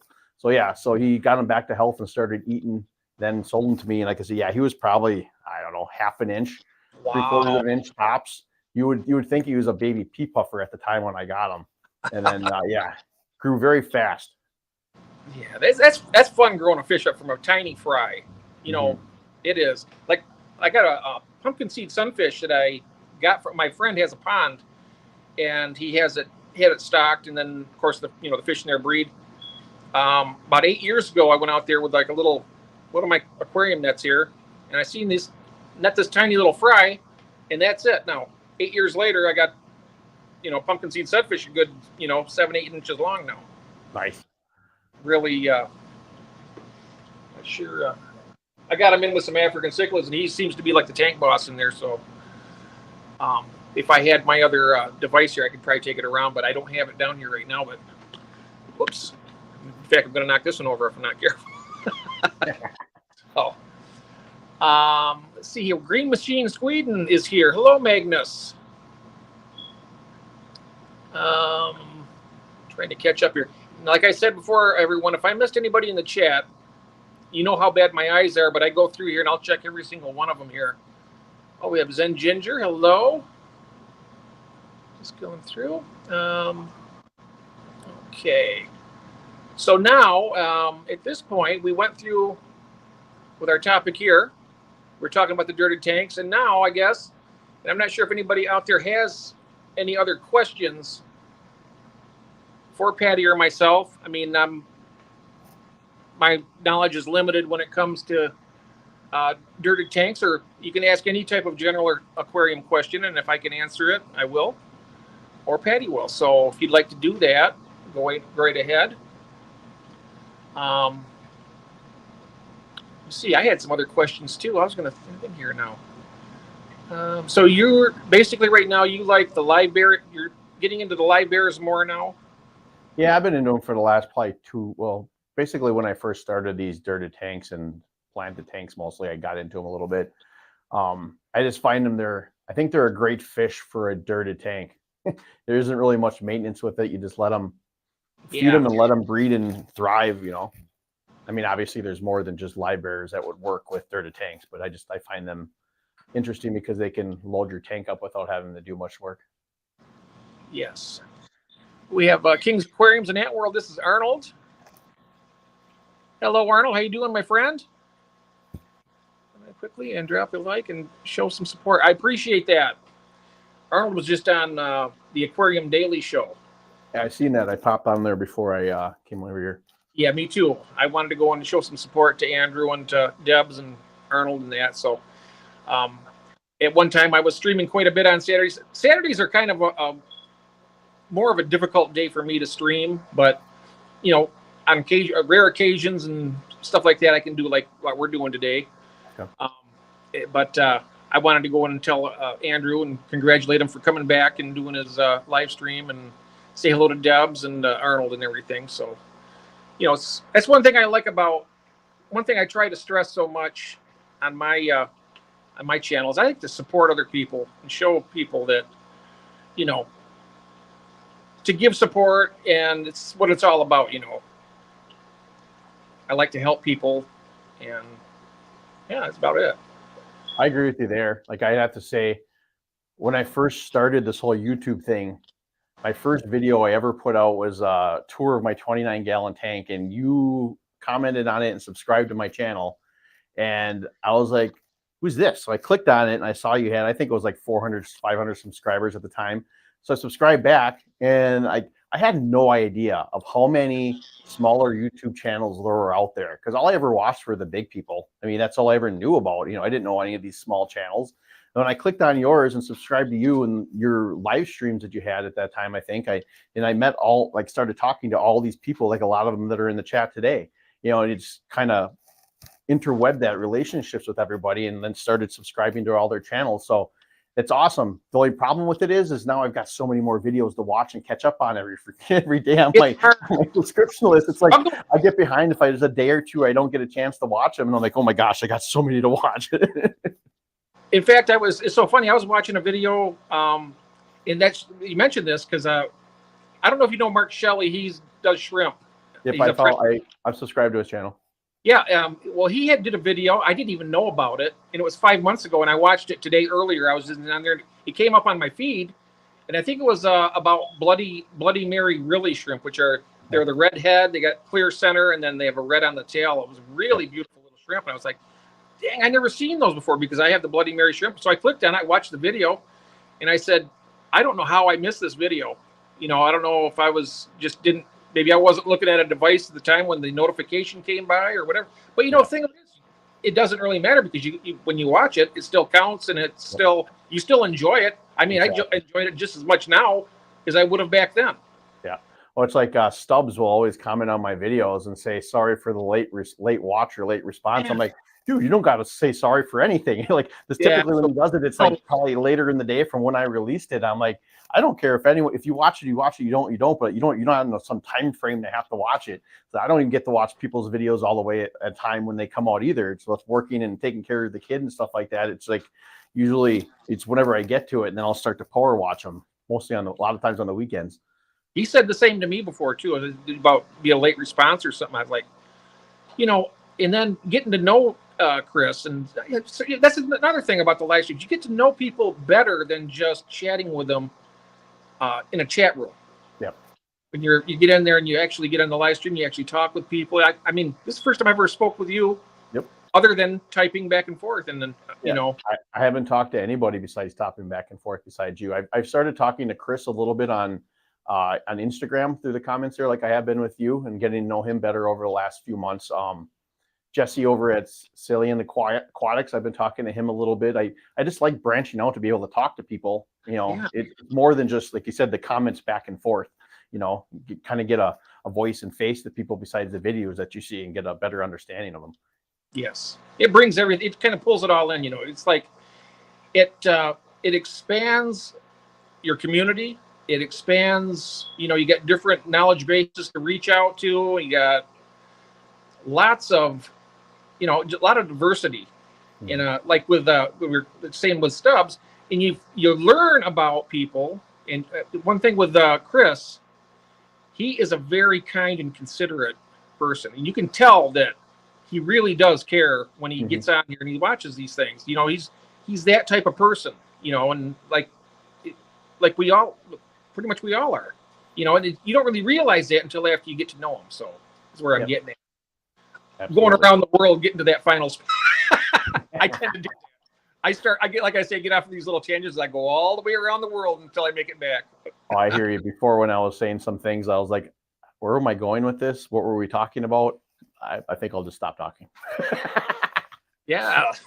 Magnus says, Stubbs, always apologize. I am just happy for the friendship. Do not need apologies. Absolutely. Absolutely, I agree there. Absolutely.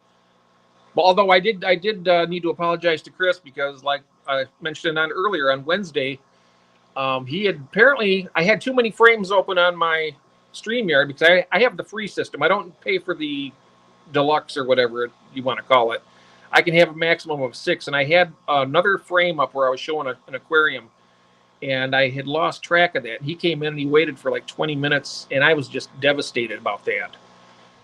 So I apologized to him, and he said, don't worry about it. But, I worry about it. So he is a great person. So let's see here. Oh, yeah, that's right. And we have M&C Mike. I talked to him. On the live streams, we do that occasionally. I do what's called the Around the World Fish Keepers. It's another stream I do on occasion. And when you do those in the middle of the night, don't you? Yeah, I do those a little bit later at night. Yeah, I wake up at 5 a.m. usually every day, and I see that you streamed like 2 hours ago. I'm like, does this guy sleep? I do.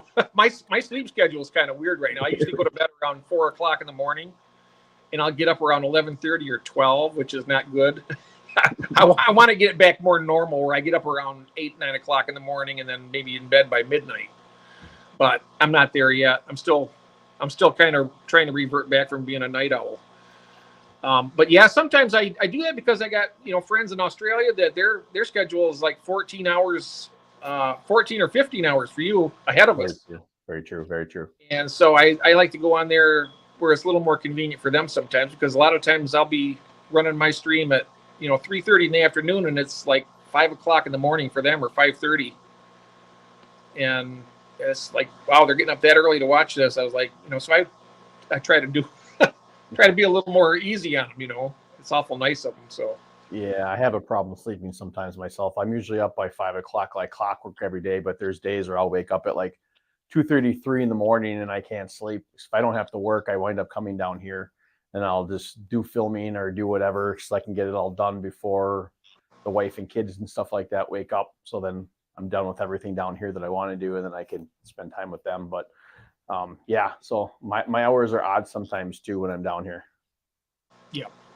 You could even add. I just brought Andrew up here, Aquarium Daily. He knows for a fact because when I was he asked me one time on a stream. He says, "When do you sleep?" And I said, "When I close my eyes and I don't open them for about 4." Yeah. It just depends, really. It really depends when I just basically not really pass out, but when I'm so tired that I just have to. And having the nervous energy. I have a lot of nervous energy. I don't know if it shows or not. Probably does, but I don't think no. No, I don't think so. Oh, good. Oh, okay. It feels like I do. I feel like I'm always like kind of just like a whirlwind most of the time. But yeah, he's laughing at that. Yep, he knows exactly what I'm talking about. And but do I know what I'm talking about? I get to that point. I did it again. So yeah. Anyways, is there I'm going to check the banners here real quick. I think I had another question.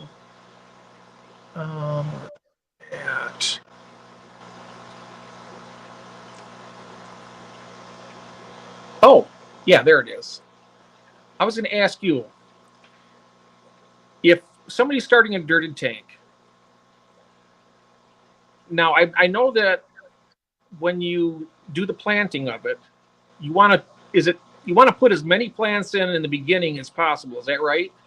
That's the preferred option, yes. I kind of did the opposite with this one. I had what I had. I planned on getting more plants. I knew I was going to the swap soon, so I want to fill it up, but I didn't want to put all the same plants I have in all my tanks in this one. I wanted to put some different things, but yes, I'm straying from the subject myself. As many plants as you can put in there is pretty much the preferred option. If you have plants like Vallisneria or Dorsage or stuff like that, that's going to self-propagate, you can kind of keep that in mind too, knowing that it is going to start growing and filling in as we go. Like there's one tank over here that I filled in. I had crayfish in there, and nice. My koi angelfish was eating my baby guppies and endlers I had in the tank, so I had to move it over to that tank. So I wound up dirting it, but I didn't have a lot of plants. I only had like a clipping here or there of things. And within 2 months, that thing is so thick with vegetation, it's actually one of my favorite tanks down here now. So yeah, if you have plants that are going to keep propagating and growing and stuff like that, you can keep that in mind with it as well. But for the most part, I would put as many plants in there as you can to start with. Okay, I'll do that. That reminds me of a video that you did, and that's one that stuck in my mind. Is when you went in, you had the really tall veil that was all the way up to the top, and it was even kind of curving over. Mm-hmm. You went in, you gave it a haircut. Yep. I love that when you're just in there chopping that down. I just sat there and watched. I was like, oh man, that is so cool to be able to do that. I have to do that every few weeks in that tank. It grows so thick, they'll carpet so much on top, or that too blocks the light out to the bottom. So I like to trim it down within like an inch or so under the surface, and all that light kind of infuriates into, that's not the right word, but gets into the tank and just shows everything again, which is really cool. It really shows off my crypts that I have in that tank then too. Yeah, I have a jungle veil that I got. It's one of the plants that Jeff Kane sent me, and I put one in my 55 gallon. I noticed I was like, what's going on here? Because I got like a chain of them now. Yep. There's like 5 of them. It goes in different sizes. Like we got the big one, then there's the next biggest, then it goes tapers down. Yep, they propagate. They'll shoot out a shoot, and typically that little runner will go under the substrate or just on it. Then a new one will come up. Then as that starts to grow, it's going to shoot out another one, and that's how they keep going. If you saw the video I put out, when was that? Was that my one from yesterday? With the Vallisneria and Dorsage, it showed that it just keeps running. They'll keep running. You can't control it, but they'll go wherever, and they keep running up new sprouts. That's what's so nice about them. You can get one plant, and over time, that plant can fill your entire tank.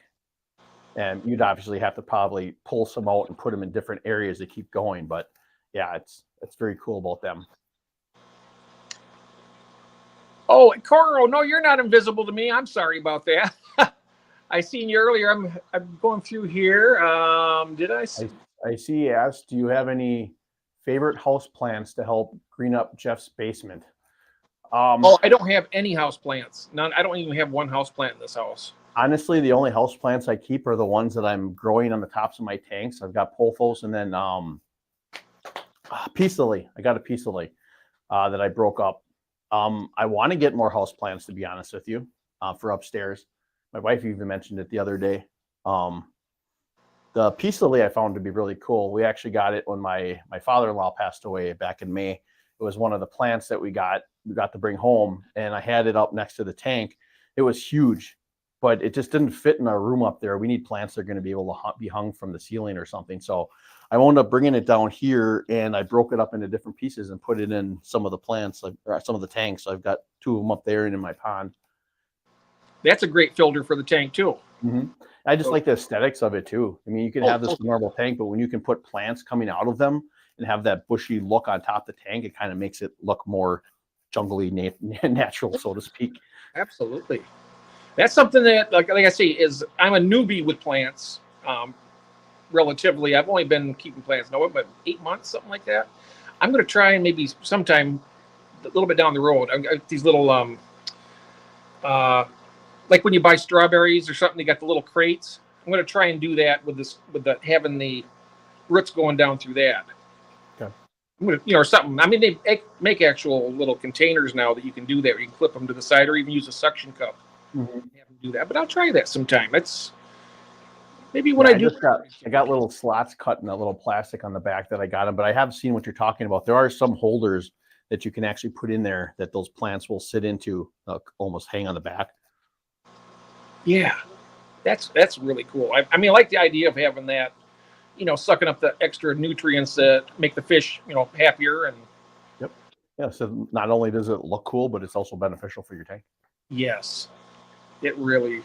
And that goes with the whole ecosystem thing too. It's everything benefits everything else. They kind of live off each other and make everything nicer for the entire system.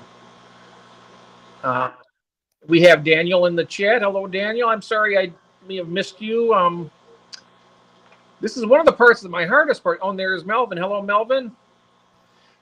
But I'll tell you, Patty, for me in my doing live streams, one of my hardest things that I've found is keeping up with the chat. And I always worry about, who did I miss? Did I miss anybody in here? I'm looking at my other screen now, and I see that Fathom Aquatics is in. Hello there, Alex. That's what gets me the most. I love sitting here talking and doing all this, but it's so easy for me just to lose track of everything else. That, you know what I mean? No, I hear you. So this is my first time ever doing a live stream, and I'm concentrating looking on here to make sure my ugly mug is on the camera. But then I see the comments over here flipping by every once in a while. I'm like, oh yeah, there's something over here. Like, you're gonna be on a lot of live streams, and you're gonna be back here for the tank setup too. But you're gonna be on a lot of. I have a feeling you're gonna be invited to a lot of live streams because you're absolutely perfect. I mean, it's been such a pleasure talking to you and getting all this knowledge and everything. I mean, I've wanted to, but I like I said, I'm babbling on like an idiot half the time. I lose track of what I'm trying to talk about because I had it all planned out, and then all of a sudden it just gets like put in a blender. You know what I mean? It's easy to do when you're talking about something you enjoy. It's easy to get in these tangents and kind of sidetrack and start talking about other things. It's completely easy to do. Yeah, especially for somebody as scatterbrained as me. I'll be honest. All right, I see is that Tommy with Silver Creek's Wildlife says, Jeff, you totally missed my question to Patty. Let me see if I can find it. Oh, I'm sorry about that. It doesn't surprise me. Let me see here. I'm very sorry about that, Tommy. I'll let you. Can you can scroll back there, up there, Patty? What do you add to your soil layer on your dirted tanks? Like I told Jeff earlier, it's basically just organic potting soil and organic compost, and I mix Osmocote in with it. My first dirted tank, I did a lot more. I can't remember everything I put in there. Like I said, I found the Father Fish recipe on there before he was popular. And I watched his entire video and wrote down every single thing he pulled out. And I found as much of it as I could. But I did that for my first 2 tanks, I believe. But then I just didn't want to spend on the money on all that stuff. So I just do organic potting soil and organic compost, and then that Osmocote. Those are the only 3 things I put in my dirt. Sorry about that, Tommy. Also, I missed that. I probably missed quite a few things here, and if I did, please, like I say again, forgive me. There's that one, and then he said that was one, and then there was the additives. Yeah, amendments. See, Coral's Checking got a here. question. You should look into seagrasses for the salty tank. You can set them up very similar to our planted dirted tanks. Very cool. That would be something I'd be interested in doing, but it would be kind of neat to have the saltwater tank and kind of make it a planted one somehow. Oh, yeah. Oh, it does, Cora. I'm sorry. It's just that I've been missing it in the chat here. It just jumps on me, and I have another screen over here, but I'm paying attention to this one because I'm watching Patty, and I look over here from time to time, and I kind of miss it. I have to work on that. simple, honest statement. I have to work on that really, really hard to make it better. I see Tommy. Sorry to interrupt you. I see Tommy says I don't follow the father fish recipe, but I get the same results. I just use different things that have the same minerals or nutrients in them. And I love that comment because I don't follow it to a T either. Like I said, there's so many different ways to do these style of tanks, whether it's like the Wallstead or the father fish or just any dirted in general type of tank. It's basically you just use what you can from each person's that you want. That's why I use different influences for a lot of things, especially when it comes into my fish room. So I think that's what it is. He obviously has a lot of experience because he's very old and been doing this for quite a while. So he knows what a lot of these things do and his hope, I believe, is for the longevity of the tank.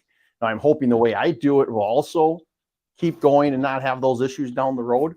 But yeah, I completely agree with that comment and what he said, because like I said, the same thing with me in this fish room itself. Like even this filterless stuff, it all came from different people I watched, mostly on YouTube. Like I said, LRB Aquatics, seeing the filterless and no air fish rooms and the way he did it just was very intriguing to me. And then finding Father Fish, and then honestly watching his videos, it's like he explains so much, and that's what gets me like so excited watching his videos now, just seeing like I could do that. Like I get that. Like, oh my gosh, this is so cool. You know, I don't want to sound like a groupie, but it's very cool, and I find it very interesting, and that's what's really got me intrigued right now. I think now a worst case scenario for a dirted tank. In other words, let's say you got it set up and everything's good, the plants are flourishing, and as time goes on, let's say I'm just projecting here. Say you get up maybe 7, 8 years, and all of a sudden you notice the plants are starting to fail a little bit. Maybe in the nutrients maybe be exhausting. So the worst case scenario is, could you just at that point insert like root tabs just to keep it going, or would you want to just reset the whole thing? Yeah, I would probably have to look into it when that time comes, but my idea would be probably that route would be root tabs or something along those. It would depend, I guess, on the tank. If the plants have pretty much gotten to the point where nothing's growing, I mean, root tabs would definitely probably work. That's probably the route I would go, unless it was just one of those tanks where it looks dismal. I want to start over. But I would think it would, at that point, if that would happen, your substrate would be like any type of sand or gravel type deep substrate. I imagine the stocking density of the fish would make a big difference with that too. I mean, because the more nutrients that come out of them to pass down through the sand into the soil, of course, that might make a difference as well, depending on if you have enough fish in the tank to create enough nutrients to feed the plants. It might just be able to be, like you say, self-sustaining, having enough. Yeah. And I've got enough fish in my tanks, so we'll see what happens. I guess only time will tell. I'm pretty sure that'd probably do a pretty good job of keeping them. I mean, I got plants in a non-dirted tank, and some of them don't even have root tabs. But I do use a little bit of liquid fertilizer now. Before I wasn't using any, and they were still growing. But I use a liquid fertilizer now, and like in a tank with just the coal slag, that black diamond blasting grid. I bought a big 50-pound bag of that, and I got it in a couple of my tanks that I set up a couple months ago. And I got plants in there that are rooted, and they're growing really well, and they're all the way to the top and kind of leaning over. I got to trim them up. So I'm thinking that when we do that when I do that dirty tank, I have a pretty good idea it's gonna last a long time because, like I say, I don't use root tabs in any of this. In between what the fish do and a little bit of liquid fertilizer I put, I might not even need to use that liquid fertilizer with the dirted tank. So I don't use any fertilizer down here anymore at all. None whatsoever. I never did until about 2 weeks ago, or 3 weeks ago. I started doing that. I used them when I didn't have dirted tanks. I used the Aquarium Co-op Easy Green, and then I would use root tabs depending on the plants that I had, especially for like swordtails and crypts and stuff like that. But once I went dirty tanks, I mean, when I first started doing it, I pumped a little bit in here or there just because my nitrates are always so low. But I just found after I stopped, I mean, my plants are still growing the same as when I would put the fertilizer in. So why am I wasting my money putting fertilizer in? So I just stopped, and it's been, I don't know, probably over a year since I pumped any fertilizer in any of these tanks. Yeah, I got some liquid fertilizer. It's a powder that I mix with water, and it's I got it from Skull. He's a friend of mine, Skull Aquatics. You've seen Curtis on here, I think. He does some really nice live bears too, and he sent me some when he sent me the fish, and that's what I've been using. I just use a real a mild amount of it in there, and it's filled up a bottle, spray bottle. And I'll go around and give a couple shots in each tank maybe every couple of weeks, and that's all I do for my fertilizer. Basically, I had some root tabs, but they're gone. I pretty much put all those out over the last couple months. But some of these tanks don't have any root tabs, like I say, and they're still growing well. But yeah, it's and that's another thing too. I can say this, that from an addictive standpoint, when it comes to aquariums and fish, the plants are definitely extremely addictive. Oh, and that's the thing. They're so beneficial for tanks too. Like before I ever had plants, I always thought, I don't want to do these. These look difficult. Then I started to do them or buy them and grow them. And I'm like, I don't know why I never did them to begin with. They're so beneficial, the tanks. And I mean, even if you have like a cichlid tank, well, it depends on the cichlid. If you have some type of floating plant that can float at the top of the water and still help you, it still can help compared to having nothing at all. Now, obviously, there's some fish that just won't allow it no matter what, but there's always some kind of wiggle room around it. Yeah. I don't know what it is about it, but I mean, when I put a plant in and it's real small and plug it in, and then I come down and then I notice that it's like, it's just when it grows, it's just like, wow, it's like magic to me for some reason. I know that sounds dramatic, but watching the plants grow and watching them flourish and stuff, it's just very satisfying. Mm-hmm. Absolutely. Yeah. But well, I think we did pretty well. I think we went almost 2 hours. So I don't even have a clock down here. I'm glad my microphone lasted that long. I wasn't sure how long it would last before the battery died on it. This sounds great too. It sounds real good sound. That was a Christmas present from my son and his girlfriend. They're like, what do you want for Christmas? Like, give me something that's going to help me with my YouTube stuff. And they got me the microphone. I'm like, oh my gosh, this thing is the best thing I ever got when it comes to this YouTube stuff, because it drowns out, like my furnace is running right now. I don't know if you can hear it. Like when I put it on, can't hear it drowned out all the sounds outside besides me talking. I'm just like, I like this a lot. So, anyway, sidetracking again. No, that's all right. That's nice. That's new stuff. I need to get a decent microphone. I mean, I've been struggling with my technology, and anybody that's in here that's been in one of my streams before has seen I've always have at least one technical difficulty. Yet, knock on wood, I haven't had one this stream, so that's good. But normally I do. I either kick myself out or, with my old iPad I would go sideways where the gyro, whatever it is, even with a locked screen device up at the top, I'd lock it and it would still spin. That's like it's spinning upside down or some crazy thing. But I got that. I'm not using that now. I'm just using my phone. And I got my laptop. I'm able to watch the chat on a little bit bigger screen. But I'm still getting my equipment together. And then I'm starting to get back into doing a little videos once in a while. So I'm going to try and get some more videos out too. So I'm working on that. Yeah. But it's been a really, really good stream, Patty, and I really appreciate you taking the time to come on here. I mean, I'm like I say before, I'm honored. Uh, your channel is fantastic, and also now that you mentioned that video from Friday, that's what I'll be doing when I finish here. I'm going to go back and watch that. So Thank because you. I missed that, because I miss them from time to time. I mean, everyone, yours or Chris's, I missed Tara's. I missed a lot of them. Yeah. You know, but Yeah, I was just trying to do something a little different. I mean, everything's been mostly about dirty tanks lately. You know, this one sort of was too with plants, but I wanted to try to do something a little different. And I thought these top 5 series, I'll do something with relating to the aquarium hobby somehow. And I'll maybe make one once a month just for something a little different. You know, I wanted to switch up my content a little bit, not switch it up, but add to it, I guess I should say, you know, because I'm getting things to review and unbox and stuff like that too. So I just wanted to kind of add to the content, and I thought that'd be kind of cool. very cool. The way you, and that's another thing too, the way you structure your content and everything, it's you keep a control on it, and that's what I really respect. I see that. It's like that's what makes it enjoyable. I mean, you got your content, and then you have it organized, and it always just comes out perfect. Yeah. Well, I watch a lot of YouTube.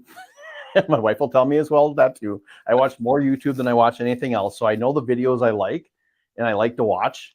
And I want to try to emulate that a little bit through the videos that I make, because I want them to be enjoyable and be worth watching. I don't want someone to be like, oh yeah, click off.